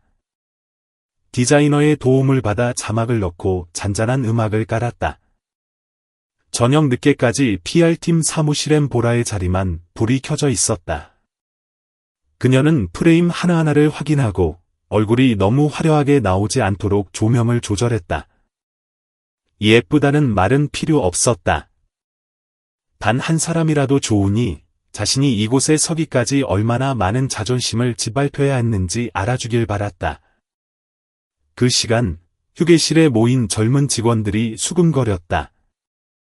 저 여자 영상 하나 찍고 스타라도 된 줄 아나 봐? 그래봤자 회장님 백으로 들어온 낙하산이잖아. 그 배경 없으면 살아남을 수나 있겠어. 보라의 유일한 친구 유리가 그 말을 들었지만 조용히 지나쳤다. 질투에 눈먼 사람들과 싸워봤자 내 마음만 더러워질 뿐이라는 걸 알기 때문이다. 영상은 사내 인트라넷에 공개되자마자 폭발적인 반응을 일으켰다. 1시간 만에 수백 건의 공유가 이어졌다. 화려한 CG나 감동적인 배경음악 때문이 아니었다. 떨리지만 진실된 목소리로 바닥 청소를 하던 자신이 어떻게 이곳까지 왔는지 덤덤하게 풀어내는 이야기에 모두가 자신의 모습을 투영했기 때문이다. 때로는 제 인생이 걸레 같다고 생각했어요. 닦으면 더러워지고 더러워지면 버려지는. 하지만 몰랐습니다. 걸레도 지나간 자리에 깨끗함을 남긴다는 것을요. 영상 밑에는 댓글이 쏟아졌다. 울었습니다. 저도 제가 회사 부속품 같다고 생각했어요. 보라 씨 덕분에 저도 가치를 느낍니다. 그녀를 의심하던 사람들조차 침묵할 수밖에 없었다. 다음 날, 마 회장이 사적인 글을 거의 올리지 않는 청광 그룹 공식 페이스북에 그 영상을 공유했다. 코멘트는 짧았다. 내가 왜 다시 시작했는지 깨닫게 해준 사람에게 감사를 전합니다. 회장 마동욱 전 직원이 경악했다. 냉혈한으로 소문난 마 회장이 이런 감성적인 글을 남길 줄은 아무도 몰랐던 것이다. 그 짧은 메시지 한 줄은 보라의 가치를 사람들의 험담 너머로 올려놓기에 충분했습니다. 하지만 보라는 고개를 뻣뻣이 쳐들고 거만하게 굴지 않았습니다. 그녀는 여전히 남들보다 일찍 출근해 동료들을 위해 탕비실을 정리했고 제 시간에 쓰레기를 비웠으며 회의 시간에는 누구보다 꼼꼼하게 메모했습니다. 비바람이 완전히 거친 것은 아니었지만 적어도 이번에는 두려움 속에 발걸음을 옮기지 않았습니다. 보라의 마음속에는 무대 조명처럼 화려하지는 않지만 추운 날 마음을 데워줄 만큼 은은하고 따뜻한 새로운 태양이 떠오르고 있었습니다. 그날 아침, 보라는 여느 때와 다름없이 일찍 일어났습니다. 이불을 개어 한쪽으로 밀어두고 좁은 자취방 문을 열자 서울의 긴 장마 끝에 찾아온 희미한 아침 햇살이 비쳐들었습니다. 문 앞에는 누군가 오랫동안 위치를 고민하며 놓아둔 듯 반듯하게 놓인 작은 상자 하나가 있었습니다. 보라는 미간을 찌푸리며 인기척 없는 텅 빈 복도를 휘둘러 보았습니다. 크라프트지로 포장하고 짙은 녹색 리본을 묶은 상자를 집어든 보라의 손끝이 떨렸습니다. 보낸 사람의 이름도 우체국 소인도 겉면에 메모도 없었지만 상자를 여는 순간 보라는 멈칫했습니다. 그 안에는 금장 테두리를 두른 알이 작은 여성용 손목시계가 갈색 가죽 스트랩과 함께 고급스럽게 담겨 있었고 그 옆에는 반듯하고 힘있는 한글로 적힌 쪽지가 있었습니다. 시간은 누구도 기다려주지 않지만 나는 쪽지를 읽던 보라는 목구멍에서 뜨거운 것이 울컥 치밀어 올라 말을 잇지 못했습니다. 굳이 생각하지 않아도 누가 보낸 것인지 알 수 있었습니다. 그날 하루 종일 시계는 책상 위에 가만히 놓여 있었습니다. 곰팡이 핀 벽지와 돌아갈 때마다 덜덜거리는 선풍기가 있는 좁은 방 안에서 그 시계는 마치 다른 세상에서 온 낯설고 사치스러운 물건처럼 이질적으로 보였습니다. 보라는 자신에게 어울리지 않는 그 시계를 바라보며 멍하니 앉아 있었습니다. 문득 비가 새는 지붕 아래서 동생과 웅크리고 앉아있던 아주 먼 옛날의 밤이 떠올랐습니다. 재윤이, 누나, 나중에 우리가 부자가 되면 누난 뭐 하고 싶어? 라고 물었을 때 보라는 대답하지 못했습니다. 사실 그녀는 한 번도 자신을 위한 꿈을 꿔본 적이 없었기 때문입니다. 꿈이라 부를 만한 것이 있었다 해도 할머니의 병원비와 동생의 학비, 당장 먹고 사는 걱정을 하느라 마음 가장 깊은 구석에 처박아 두어야 했습니다. 누군가와 데이트를 한다거나 누군가가 나를 기다려준다는 반짝이는 일들은 그저 삶을 더 고달하게 만들 뿐이라 여겼습니다. 같은 시각 청광그룹 사옥의 가장 높은 층 넓은 집무실에 앉은 마 회장의 책상 위에는 홍보팀 직원 신보라의 인사 기록이 놓여 있었습니다. 10페이지도 되지 않는 얇은 서류였지만 그는 오전 내내 그것만 들여다보고 있었습니다. 위 비서가 조심스럽게 들어왔습니다. 회장님, 신보라 씨 쪽에서 선물에 대한 답이 아직 없습니다. 마 회장은 담담하게 대답했습니다. 알고 있어. 답을 바란 건 아니니까. 위 비서는 조금 놀랐지만 곧 회장의 눈에 서린 감정이 실망이 아님을 깨달았습니다. 그것은 마치 멀리서 그녀를 지켜볼 수만 있다면 그것으로 충분하다는 듯한 깊고 조용한 그리움이었습니다. 퇴근길에 보라는 우체국 근처의 시계 수리점에 들렀습니다. 그녀는 시계를 신문지로 꼼꼼하게 다시 포장하며 작은 쪽지를 함께 넣었습니다. 귀한 선물은 감사하지만 제 시간은 이제 오직 동생 재윤이를 위해서만 쓰고 싶습니다. 받는 사람의 이름은 적지 않은 채 마 회장의 비서실로 전달될 수 있을 만한 곳에 조용히 두고 나왔습니다. 비서실로 반송된 선물 상자가 책상 위에 놓였을 때 마 회장은 상자를 바로 열지 않았습니다. 그는 4번 접힌 쪽지 하나를 꺼내 읽고는 다시 조심스럽게 접어두었습니다. 위 비서가 조심스레 화나지 않으셨습니까? 라고 묻자 마 회장은 고개를 저었습니다. 화라니. 돌려받으려고 준 선물이 아니야. 그저 내 인생에 들어올 수는 없더라도 문 뒤에서 묵묵히 기다리는 사람이 있다는 걸 그녀가 알아주길 바랐을 뿐이야. 위 비서는 침묵했고 마음속으로 깊은 존경심이 솟아올랐습니다. 수년간 회장을 모셨지만 그가 이렇게 약해진 모습은 처음이었습니다. 하지만 그것은 나약함이 아니라 소유하려 하지 않고 그저 지키고 싶어하는 한 여자를 향한 어른의 품격 있는 존중이었습니다. 그날 밤 보라는 낡은 벽지 위로 가로등 불빛이 번지는 창가에 앉아 있었습니다. 그때 재윤에게서 전화가 걸려왔습니다. 누나. 나 기계공학과 전액 장학금 받았어. 이제 학비 걱정 안 해도 돼. 재윤의 들뜬 목소리에 보라는 안도의 미소를 지었습니다. 그래? 정말 잘됐다. 이제 한시름 놓았네. 재윤은 계속해서 제잘거렸고 보라는 그저 조용히 듣기만 했습니다. 슬퍼서가 아니라 마음이 너무 가벼워져서 눈물 한 방울이 뺨을 타고 흘러내렸습니다. 전화를 끊은 보라는 아침에 받았던 그 작은 쪽지를 다시 꺼냈습니다. 시간은 누구도 기다려주지 않지만 나는 보라는 그 문구가 적힌 종이를 다이어리 깊숙이 끼워 넣었습니다.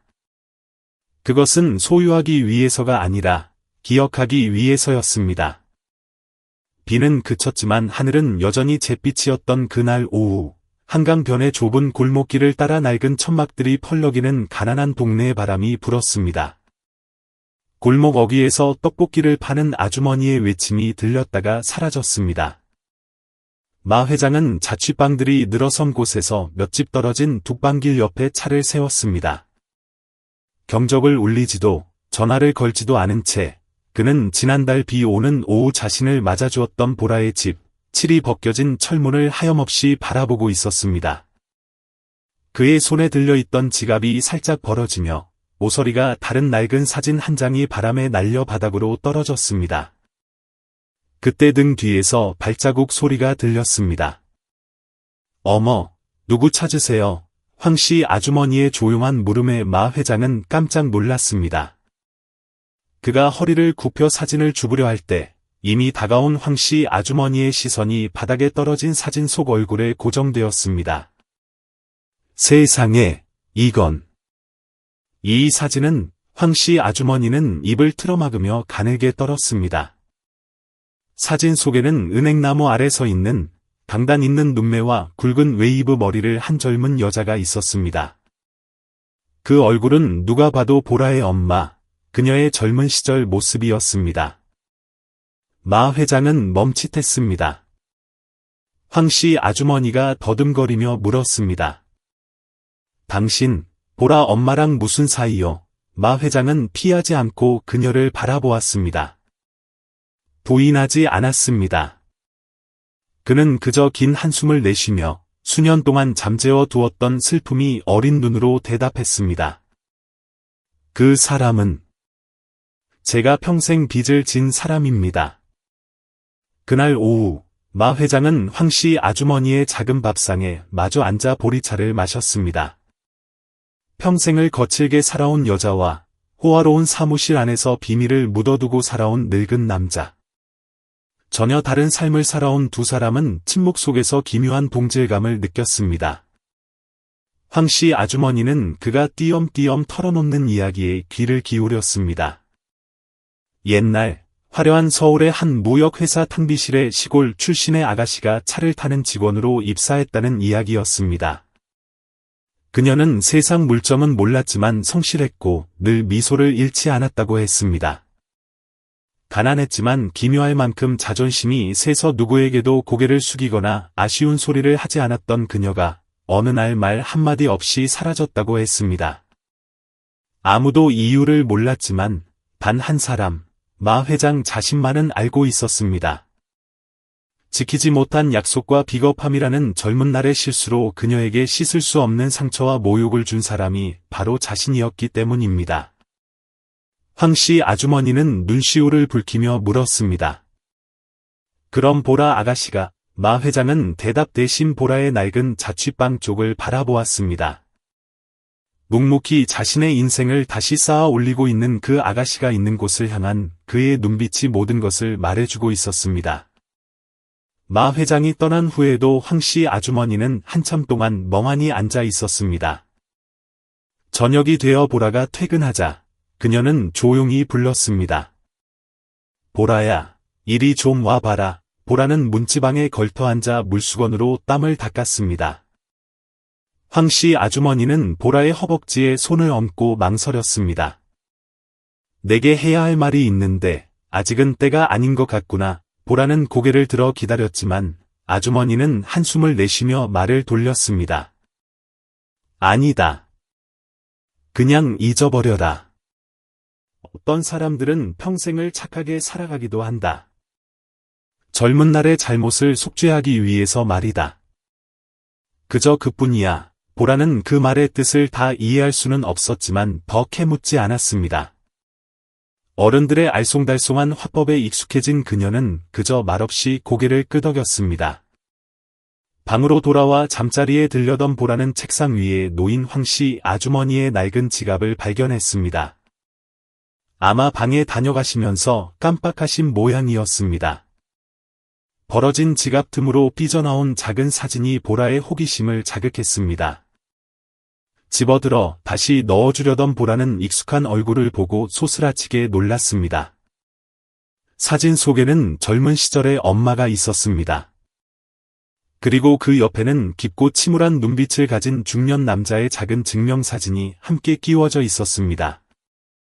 그 얼굴은 지난 몇 달간 보라가 수없이 마주쳤던 사람이었습니다. 보라는 생각할 겨를도 없이 충격에 휩싸여 두 장의 사진을 쥔 채 바닥에 주저앉았습니다. 심장이 가슴을 뚫고 나올 듯 거세게 뛰었습니다. 그날 밤, 보라는 한숨도 자지 못했습니다. 그녀는 작은 촛불 하나가 켜진 엄마의 영정 사진 앞에 앉아 있었습니다. 흔들리는 촛불 그림자가 커다랗게 뜬 보라의 눈동자에 일렁였습니다. 머릿속에서 흩어졌던 기억의 조각들이 하나둘 맞춰지기 시작했습니다. 어릴 적 열병을 앓았을 때 시골집을 찾아와 할머니에게 두툼한 봉투만 건네고 멀리서 지켜보다 사라졌던 낯선 아저씨.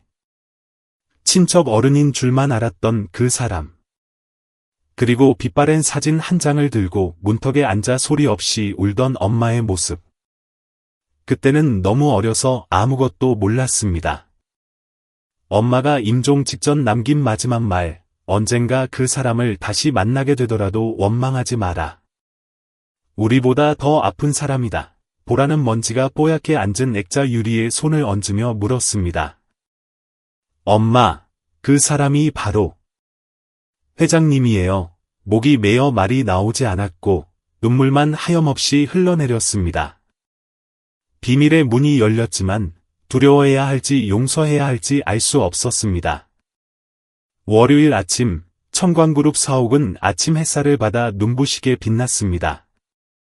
겉보기엔 평소와 다를 바 없는 풍경이었습니다.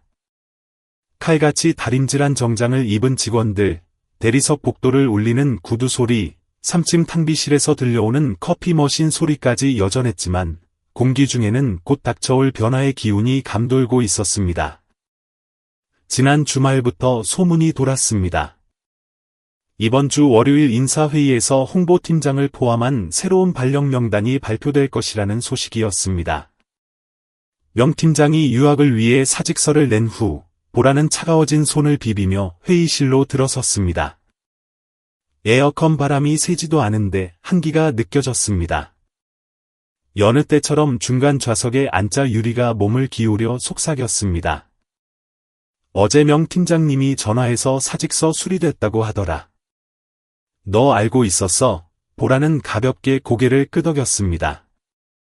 이미 알고 있었지만 모든 것이 이렇게 빨리 진행될 줄은 몰랐습니다. 정말 내가 나보다 먼저 팀장 되는 거 아니야. 유리가 반은 농담 반은 진담으로 웃으며 말했습니다. 회장님이 널 얼마나 아끼시는데, 보라는 대꾸 없이 옅은 미소만 지었습니다. 마 회장이 들어서자 회의실은 순식간에 정적에 휩싸였습니다. 짙은 색 정장을 입고 꼿꼿하게 선 그는 차분한 눈빛으로 좌중을 둘러보았습니다. 다들 참석해 주어 고맙습니다.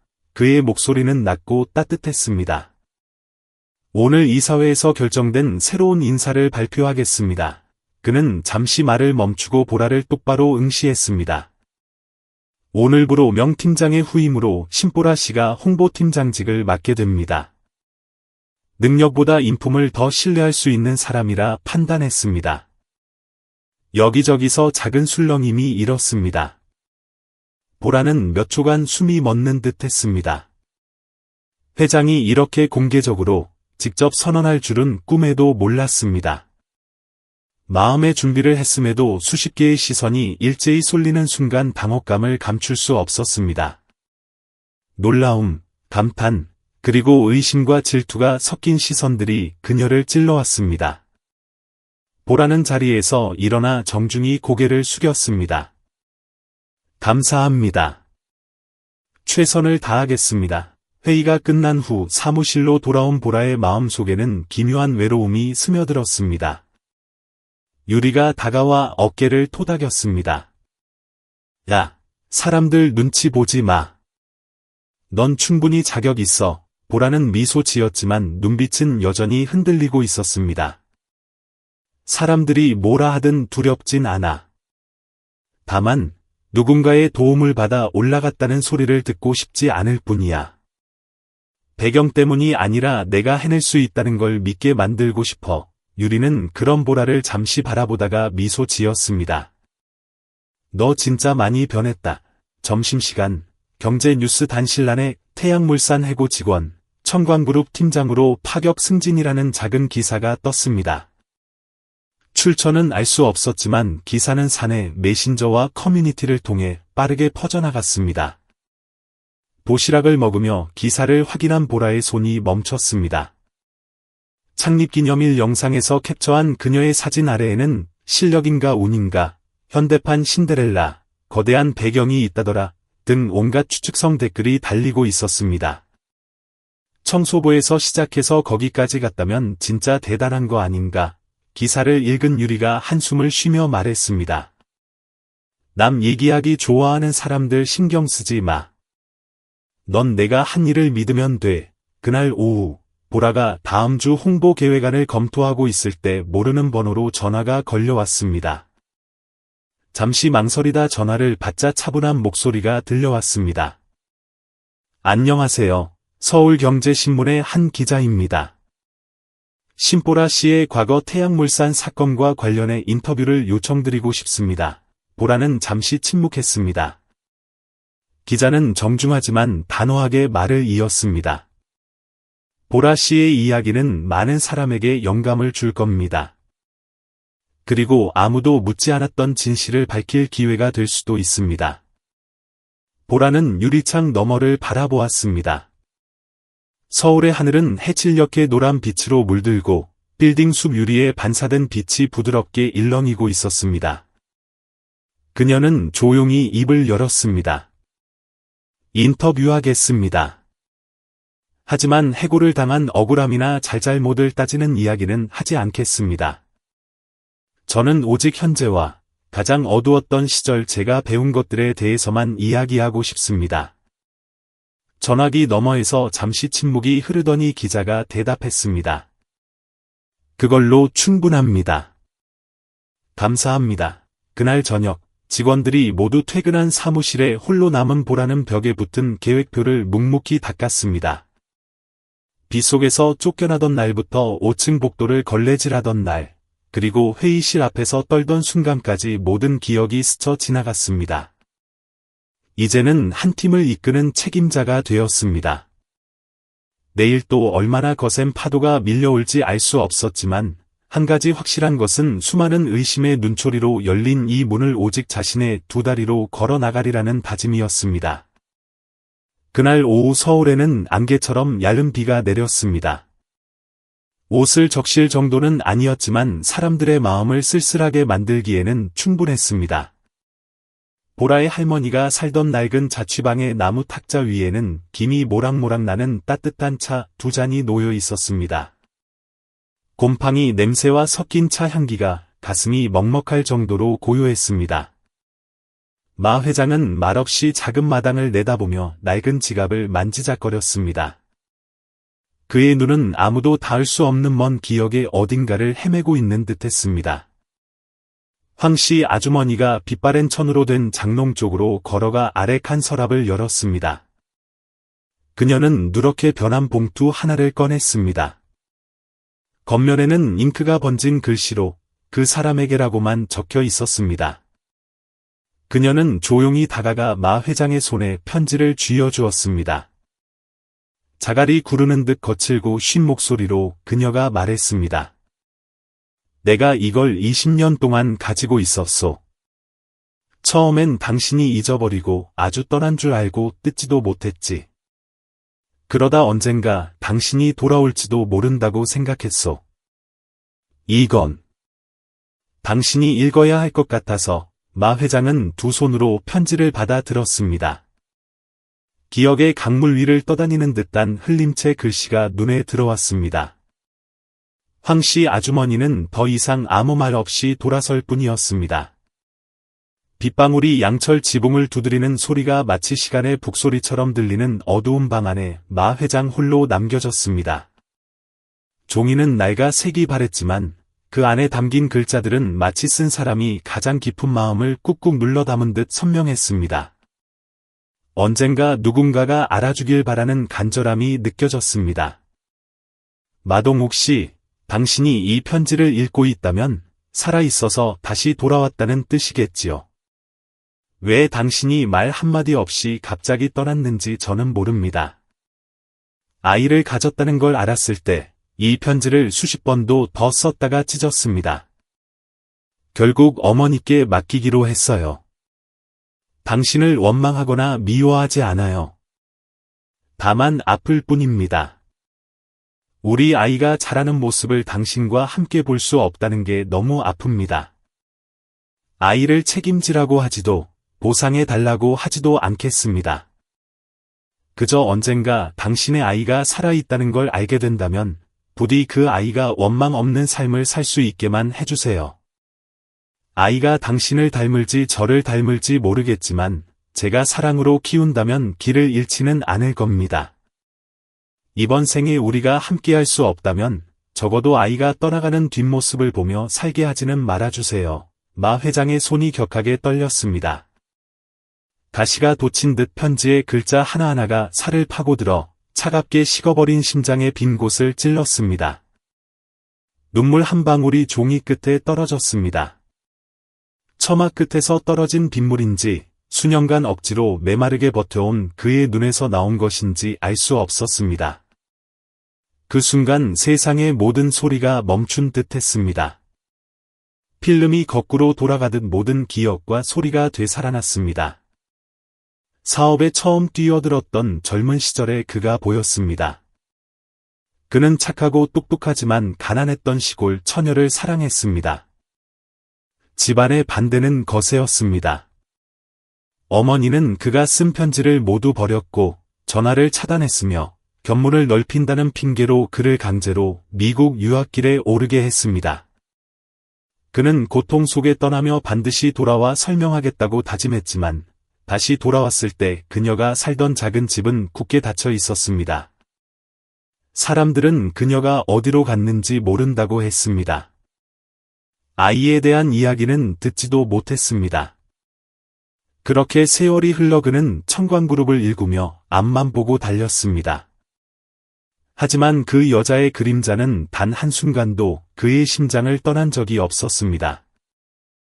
그저 다시 찾아 나설 용기가 없었을 뿐입니다. 마 회장은 충혈된 눈으로 벌떡 일어나 편지를 꽉 쥐었습니다.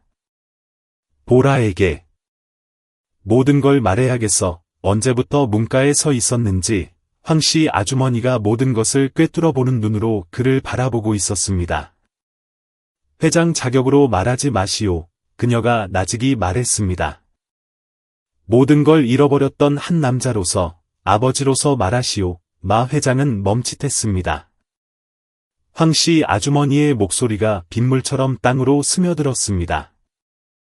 보라는 강한 아이지만 평생 대답 없는 질문을 안고 살았소. 익숙해져서 묻지 않았을 뿐이지. 당신이 정말 진심이라면 그 아이가 평생 혼자 짐작하며 살게 두지 마시오. 밤이 깊도록 비가 추적추적 내리는 동안 보라는 사무실에 남아 창립기념일 연설문을 고치고 있었습니다. 그녀는 도시 반대편에서 한 남자가 낡은 사진을 보며 울고 있다는 사실을 알지 못했습니다. 보라가 한 번도 본 적 없는 그 사진 속에는 흰 한복을 입고 머리를 길게 늘어뜨린 젊은 여인이 시냇가에서 환하게 웃고 있었습니다. 마 회장은 방금 읽은 편지와 함께 그 사진을 지갑에 넣었습니다. 20년 동안 닫혀있던 비밀의 상자가 열렸고 굳게 닫혀있던 심장이 비로소 말을 하려 하고 있었습니다. 그날 빗소리 속에서 마 회장은 수년 만에 처음으로 잠을 이루지 못했습니다. 행사장 전체가 조명으로 환하게 빛났습니다. 정장을 갖춰 입은 수백 명의 시선이 무대 위에 선 보라에게 집중되었습니다. 청광그룹 창립 20주년 기념식이자 보라가 전 직원 앞에서 처음으로 연설하는 날이었습니다. 마이크를 쥔 손은 조금 떨렸지만 보라의 눈빛만은 흔들림이 없었습니다. 그녀의 목소리가 맑고 또렷하게 울려 퍼졌습니다. 저는 낯선 사람을 도우려다 해고당했던 사람입니다. 촌스럽다는 비웃음을 샀고 의심과 손가락질을 받기도 했습니다. 하지만 동정을 구하려고 이 자리에 선 것이 아닙니다. 때로는 단 한 사람의 믿음만으로도 충분하다는 것을 말씀드리고 싶어서입니다. 장래가 숙연해졌습니다. 고개를 숙이는 사람도 끄덕이는 사람도 있었습니다. 보라는 입술을 깨물며 옅게 웃었습니다. 청광에서 주신 기회에 감사합니다. 저를 버리지 않은 동료들에게 감사합니다. 그리고 저를 의심했던 분들께도 감사합니다. 그 덕분에 제가 더 노력할 수 있었으니까요.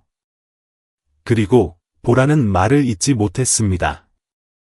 맨 앞줄에서 천천히 일어나 무대로 걸어오는 마 회장과 눈이 마주쳤기 때문입니다. 그의 발자국 소리가 정적을 깨고 또렷하게 울렸습니다. 아무도 말을 꺼내지 못했고 감히 그 순간을 방해할 수 없었습니다. 보라는 무슨 일인지 이해하지 못한 채 뒷걸음질 치며 마이크를 꽉 잡았습니다. 보라의 곁에 선 마 회장은 청중이 아닌 오직 그녀만을 바라보았습니다. 차가운 회장의 눈빛이 아니었습니다. 너무 오랫동안 무언가를 묻어둔 아버지의 절절한 눈빛이었습니다. 그가 손을 내밀어 마이크를 청했습니다. 보라는 잠시 망설이다 넘겨주었습니다. 마 회장은 회의장을 둘러본 뒤 다시 보라를 똑바로 바라보았습니다. 식순에 없는 말을 하게 되어 양해를 구합니다. 카메라 셔터 소리가 한번 찰칵 울렸지만 제지하는 사람은 없었습니다. 그는 보라에게 고개를 돌려놨고 진실한 목소리로 말했습니다. 오늘 저는 그룹의 회장이 아니라 침묵 때문에 인생에서 가장 소중한 것을 잃어버렸던 죄 많은 한 사람으로 이 자리에 섰습니다.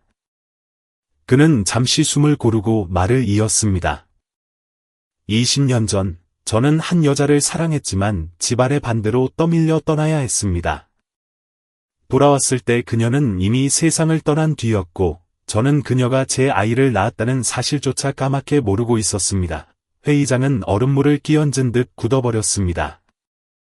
모든 시선이 보라에게 쏠렸습니다. 보라는 양팔을 힘없이 늘어뜨린 채 멍하니 서 있었습니다. 마 회장은 주머니에서 꼬깃꼬깃한 종이 한 장을 꺼냈습니다. 낡았지만 글씨는 선명했습니다. 이건 내 어머니가 남긴 편지다. 며칠 전에야 받게 되었고 더 이상 침묵할 수가 없었다. 그가 편지를 건네자 보라는 떨리는 손으로 받아들었습니다. 아직 읽지 않았지만 가슴속에서 거대한 파도가 일렁였습니다. 마 회장의 눈가에 물기가 맺혔습니다. 내가 용서하지 않는다면 원망도 달게 받으마. 하지만 한 번만 허락해준다면 불러보고 싶구나. 내 딸아, 보라는 뒷걸음질 치며 입술을 달싹였지만 목소리가 나오지 않았습니다. 그녀는 고개를 숙이고 얼굴을 감싸 쥐었습니다. 참았던 눈물이 댐이 무너지듯 터져 나왔습니다. 오랜 시간 가슴에 품어왔던 수많은 질문과 공허함이 일시에 쏟아져 내렸습니다. 정적을 깨고 첫 흐느낌이 들려온 건 보라가 아니었습니다. 중간 좌석의 한 여직원이 울음을 터뜨리자 도미노처럼 여기저기서 훌쩍이는 소리가 번져나갔습니다. 보라는 아무 말도 하지 못한 채 얼굴을 묶고 울었습니다. 그 눈물은 긴 장마의 마지막 빗방울처럼 이제 곧 비칠 햇살을 위해 떨어지는 것 같았습니다. 며칠 뒤 사내 소식지에는 기적 같은 인연, 영감을 주는 그녀의 숨겨진 이야기라는 작은 제목의 기사가 실렸습니다. 소셜미디어에서는 그날의 영상이 엄청난 속도로 공유되었지만 보라는 어떤 댓글도 달지 않았습니다. 그녀는 다음 날 아침 예고 없이 사직서를 내고 사무실을 떠났습니다. 비서에게 남긴 메모는 단 한 줄이었습니다. 저만의 시간이 필요합니다. 모두에게 감사하지만 지금은 누군가의 딸이 되는 법을 배우고 싶습니다. 소문에 따르면 그녀는 마 회장과 함께 한강변의 작은 주택으로 이사했다고 합니다. 화려한 저택도, 집사도, 명예도 없는 곳이었습니다. 바람에 나뭇잎이 서걱거리는 가로수 사이 그 집이 있었습니다. 조용히 흐르는 강물 곁에서 동네 사람들은 오후마다 마당에서 채소를 다듬는 중년 남자를 보았습니다. 그리고 빨랫줄에 옷을 넣는 한 젊은 여자를 보았습니다. 아무도 그를 회장이라 부르지 않았고 그녀를 팀장이라 부르지 않았습니다. 그들은 그저 함께 인생의 새로운 장을 시작하는 두 사람일 뿐이었습니다. 저는 아직도 강당에 서 있던 보라의 눈빛을 기억합니다. 그때 흘린 눈물은 처음으로 서러움 때문이 아니라 적시의 적임자에게 그리고 가장 필요한 곳에서 밝혀진 진실 때문이었을 것입니다. 살면서 누군가를 용서할 용기를 내는 것은 쉽지 않습니다. 수십 년간 묻어둔 잘못을 꺼내어 사과할 용기를 내는 것은 더더욱 어렵습니다. 보라의 이야기를 통해 저는 깨달았습니다. 과거는 바꿀 수 없지만 그것을 마주하는 태도가 미래를 결정한다는 것을요. 두려움 때문에 기회를 놓치고 침묵 속에 살고 계시지는 않나요? 낮은 곳에서 시작했다고 해서 높은 곳에 오를 수 없다고 단정 짓지는 마세요. 진정한 가치는 양심과 성실하게 살아가는 태도에 있으니까요. 오늘 당신이 낯선 이에게 베푼 작은 친절이나 옳은 일을 위해 낸 용기가 상상보다 훨씬 더 멋진 미래의 시작일지도 모릅니다. 혹시 남들의 시선이 두려워 불의를 보고도 침묵한 적이 있나요? 다시 그때로 돌아간다면 다른 선택을 하시겠습니까? 이 이야기가 여러분에게 깊은 울림을 주었다면 댓글에 숫자 1분을 남겨주세요. 여러분은 지금 어느 지역에서 이 영상을 보고 계신가요? 댓글로 알려주시면 그곳으로 반가운 인사를 보내드리겠습니다. 다른 생각이 있다면 주저 말고 댓글로 나눠주세요. 저는 여러분의 모든 의견을 소중하게 읽고 있습니다. 이렇게 감동적이고 진실한 사람 냄새 나는 이야기를 좋아하신다면 구독 버튼을 눌러주세요. 다음 이야기도 놓치지 않으실 겁니다. 끝까지 시청해주셔서 감사합니다. 오늘 하루도 마음 편안하시길, 그리고 여러분의 심장이 옳다고 믿는 대로 살아갈 용기가 함께하기를 바랍니다.